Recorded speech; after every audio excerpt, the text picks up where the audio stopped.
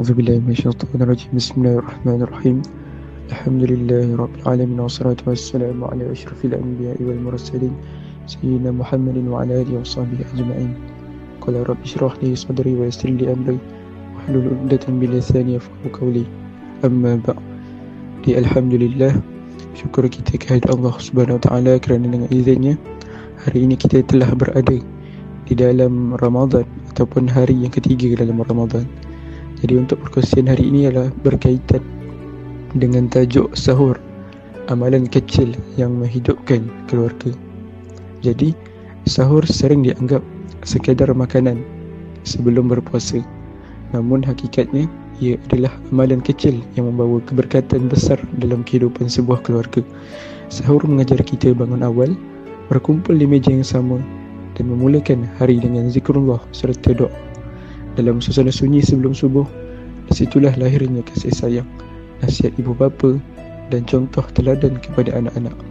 Rumah yang hidup dengan sahur bukan sekadar hidup dengan makanan, tetapi hidup dengan iman. Rasulullah SAW sendiri menekankan kepentingan sahur. Baginda bersabda, bersahurlah kamu kerana pada sahur itu terdapat keberkatan.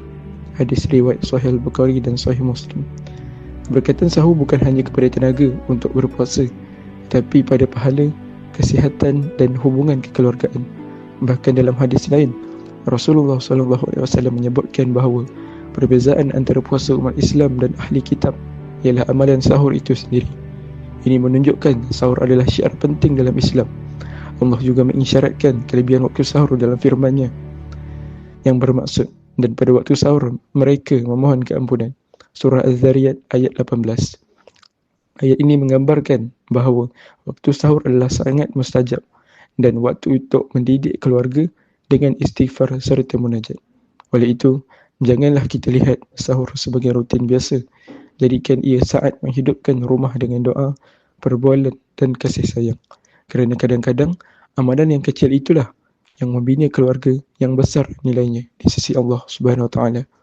Wallahu taala alam. Assalamualaikum warahmatullahi wabarakatuh.